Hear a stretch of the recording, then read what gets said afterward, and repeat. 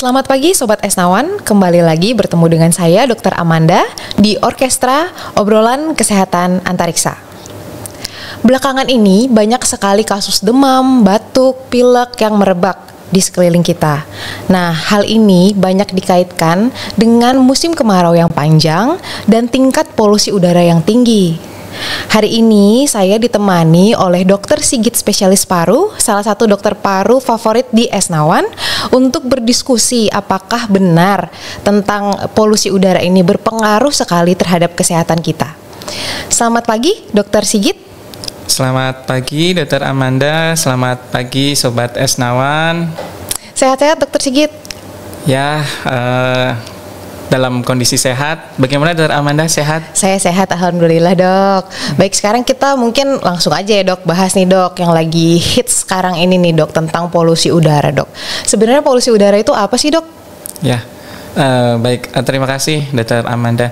Jadi kalau kita bicara tentang polusi udara atau tadi yang Dr. Amanda sampaikan ya, tentang keluhan batuk pilek, demam yang akhir-akhir ini meningkat ya, sering gitu ya. Yang jadi terduga penyebabnya adalah karena polusi udara. Nah, ketika kita bicara polusi udara, apakah itu polusi udara? Secara definisi sebenarnya polusi udara itu semua bahan organik maupun anorganik yang dapat menyebabkan gangguan lingkungan, dapat menyebabkan gangguan kesehatan, terutama kesehatan pernafasan ya. Kalau kita bicara polusi udara, sebetulnya ada dua polusi udara secara prinsip ya. Yang pertama adalah polusi udara yang primer, artinya polusi udara yang istilahnya dibuang langsung ke atmosfer. Kemudian yang sekunder itu adalah polusi udara yang terjadi karena adanya reaksi kimia antara zat polutan yang dikeluarkan dan dengan reaksi kimia yang berada di atmosfer. Seperti itu secara garis besar. Kemudian kalau kita bicara polusi udara secara lingkungan, artinya ada polusi udara yang outdoor dan polusi udara yang indoor. Kalau kita hubungkan dengan kondisi sekarang, mungkin polusi udara yang outdoor yang lebih berperan ya. Tapi kita jangan melupakan juga bahwa ada indoor air polutan ya, dan mungkin itu bisa juga berpengaruh terhadap kesehatan pernafasan terutama. Gitu. Jadi kalau kita bicara polusi udara, sumbernya kan bisa macam-macam ya, bisa dari gas buang, bisa dari kalau kita bicara polusi udara outdoor ya, artinya ya, entah itu dari industri, dari kendaraan. Kemudian kalau dari indoor, sebetulnya banyak indoor itu, dan mungkin yang sering kita abaikan sebetulnya Dr. Amanda ya. Seperti penggunaan aerosol, penggunaan obat nyamuk bakar, kemudian bahkan yang sering maaf ya, mungkin perempuan sering pakai itu ya, kayak apa namanya, kutek, itu kan bisa aerosol juga, kemudian spray seperti itu juga sebetulnya salah satu polusi udara di dalam ruangan, selain seperti penggunaan AC yang tidak terkontrol atau tidak terpelihara dengan baik, artinya seperti itu. Kemudian dari pembakaran, artinya dari penggunaan bahan bakar, penggunaan kayu bakar ketika memasak, seperti itu juga, itu salah satu polusi udara di dalam ruangan yang bahkan menurut saya lebih sering diabaikan, tapi bahayanya juga sebetulnya sama dengan polusi udara di luar ruangan. Mungkin itu secara sederhana ya Dr. Amanda ya. Ya. Berarti hal-hal simpel kayak kutek tadi, hairspray mungkin begitu ya dok, itu juga termasuk polusi udara ruangan ya dok ya. Oke, jadi apa sih dok, bagaimana sih polusi udara ini mempengaruhi kesehatan kita dok, terutama di bagian pernafasan nih dok? Ya, saya coba menjelaskan tentang pengaruh polusi udara. Jadi secara akut dan kronis. Mungkin kalau akut seperti yang Dokter Amanda tadi sampaikan, gejala batuk, pilek, demam atau yang masyarakat kenal sebagai ISPA itu hanya salah satu efek dari polusi udara yang dalam waktu dekat, artinya dalam periode singkat. Kemudian ada efek jangka panjang juga sebetulnya yang harus diperhatikan. Jadi efek jangka panjang dari polusi udara dari yang ringan sampai berat ya, Dr. Amanda. Jadi misalnya menginisiasi terjadinya asma, kemudian gejala PPOK, dan yang paling berat mungkin bisa mencetus terjadinya kanker paru, seperti itu. Jadi ya sebetulnya boleh kita bilang bahwa polusi udara itu seperti silent killer gitu ya, Dr. Amanda ya. Jadi sebetulnya dia tidak terlihat, cuman bahayanya juga luar biasa, seperti itu. Apalagi sebenarnya kita terpapar setiap hari ya Dok dengan hal-hal tersebut ya Dok? Ya betul. Jadi kalau kita bicara paparan polusi udara itu sebetulnya ada indikatornya atau ada evaluasinya dengan Quality Air Index. Quality Air Index itu sebetulnya menilai zat polutan yang ada di atmosfer. Di atas 150 itu nilai yang harus diwaspadai karena dia dapat mulai mencetuskan gejala atau mulai berbahaya, terutama untuk saluran pernafasan. Sebetulnya bukan saluran pernafasan aja ya berbahaya, seperti bahkan iritasi mata merah, seperti itu juga kan bisa terjadi dari polusi udara gitu. Oke, berarti hal-hal yang simpel seperti demam, batuk, pilek ini bukan cuma efek dari polusi udara ya Dok, bahkan ada yang seremnya seperti itu ya Dok ya? Ya, jadi kalau kita bicara batuk, pilek, demam sih itu efek jangka pendeknya aja. Cuman kita juga harus aware atau harus waspada terhadap efek jangka panjangnya. Justru efek jangka panjang ini yang lebih berbahaya, lebih berat gitu Dokter. Oke, kalau untuk yang pekerja di luar ruangan nih Dok, beda nggak level bahayanya atau resikonya dengan orang-orang yang bekerjanya tuh mostly di dalam ruangan gitu Dok? Sebetulnya kalau kita bicara mana lebih bahaya, polusi udara outdoor atau polusi udara indoor kan gitu ya. Jadi kalau kita bicara sama-sama berbahaya, artinya dilihat tadi dari konsentrasinya dan lama paparannya. Jadi kalau kita bicara apakah air polutan indoor lebih aman, enggak, sama aja. Justru karena itu yang lebih kita sering abaikan sebetulnya gitu kan. Oke, berarti yang kemarin aplikasi untuk melihat indeks polusi itu lumayan memang berguna ya Dok? Ya, sebetulnya lumayan membantu. Artinya kita bisa mengevaluasi nih air quality index di lingkungan kita berapa gitu. Jadi kan sebetulnya bisa sedikit membantu.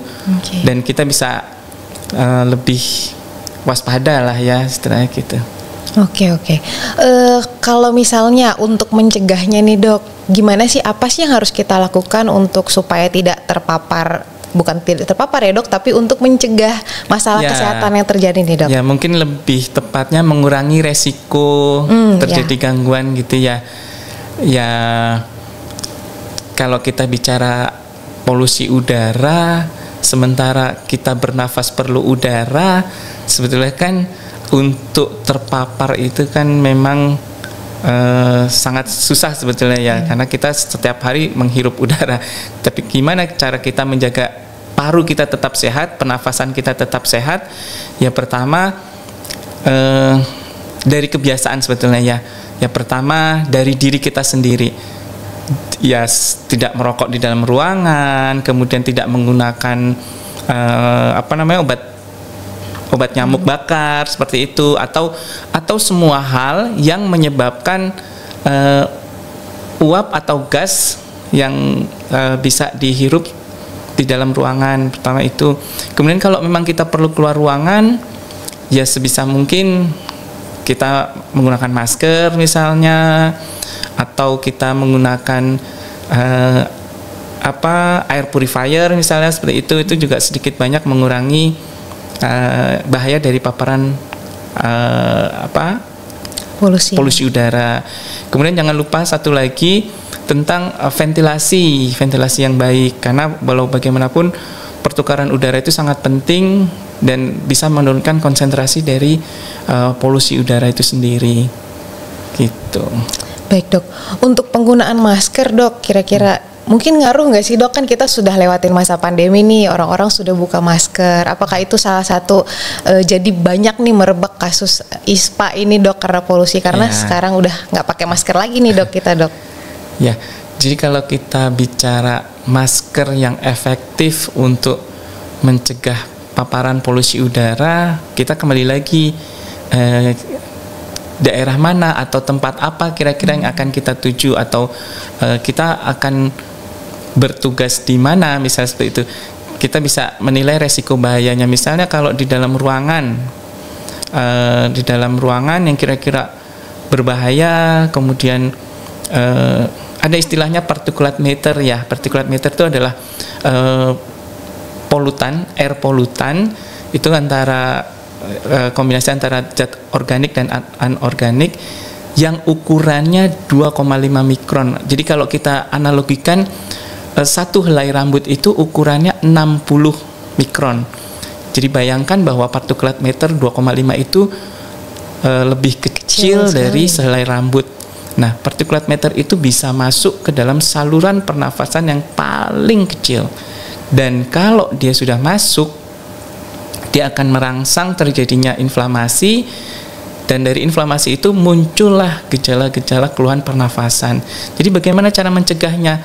Tadi kita pakai masker yang sekiranya bisa mencegah ukuran yang 2,5 mikron itu, misalnya pakai N95, pakai KN95 itu. Nah, mungkin seperti itu yang bisa kita lakukan secara individual gitu. Baik, berarti kalau saya bilang mungkin penggunaan masker masih diwajibkan kali ya dok, apalagi terutama yang terpapar polusi udara luar. Terutama untuk pasien atau masyarakat dengan kondisi yang rentan, terutama pada orang geriatri atau lansia, kemudian orang dengan gangguan imunitas, dengan riwayat asma atau PPOK yang berat, karena itu bisa mencetuskan terjadinya eksaserbasi atau kekambuhan dari asma dan PPOK. Jadi seperti itu. Baik dok. Terus dok nih, misalnya ada yang lagi mengalami demam, batuk, pilek, kapan sih kita harus segera ke dokter dok? Ya, ini pertanyaan penting, bagus sekali. Karena demam, batuk, pilek itu secara garis besar adalah reaksi inflamasi ya, reaksi peradangan yang mungkin bisa dicetuskan dari adanya antigen atau adanya alergen, seperti itu. Kapan kita harus memeriksakan kesehatan? Terutama kalau kita curiga ada suatu infeksi misalnya gitu ya. Kita bicara ada infeksi itu ketika kita demamnya tidak membaik dengan pemberian obat-obat antipiretik, kemudian ada produksi dahak yang meningkat, kemudian dahak yang disertai dengan warna misalnya kuning atau hijau seperti itu biasanya menandakan adanya suatu infeksi. Nah, itu sebisa mungkin segera memeriksakan kesehatannya ke dokter. Mungkin bisa terjadinya suatu infeksi. Kemudian kalau memang batuk dan bersin bisa karena alergi sih, mungkin ya bisa dihindari aja pencetus alerginya, karena polusi udara tadi juga bisa menjadi salah satu terjadinya reaksi alergi kan ya. Iya ya dok. Oke, berarti nggak semua batuk, demam, pilek itu harus segera ke rumah sakit ya dok ya untuk periksakan diri. Iya. Ya. Oke, Baik Sobat Esnawan, kita sudah berdiskusi nih tentang bahayanya polusi udara, bagaimana cara mencegah supaya kita tidak mengalami kemungkinan masalah kesehatan yang terjadi akibat polusi udara, baik secara individual maupun secara besar begitu. Baik untuk sobat-sobat Esnawan yang mungkin sedang mengalami demam, batuk, pilek, bisa diperiksakan terutama tadi ya dok, apabila ada demam yang tidak membaik dengan obat, kemudian ada batuk dahak yang berwarna kuning atau hijau, mungkin bisa diperiksakan ke Esnawan, ke dokter Sigit mungkin ya dok ya. Baik Sobat Esnawan, demikian diskusi kita pada hari ini. Sampai bertemu di acara orkestra berikutnya. Jangan lupa like and subscribe channel Antariksa TV. Terima kasih.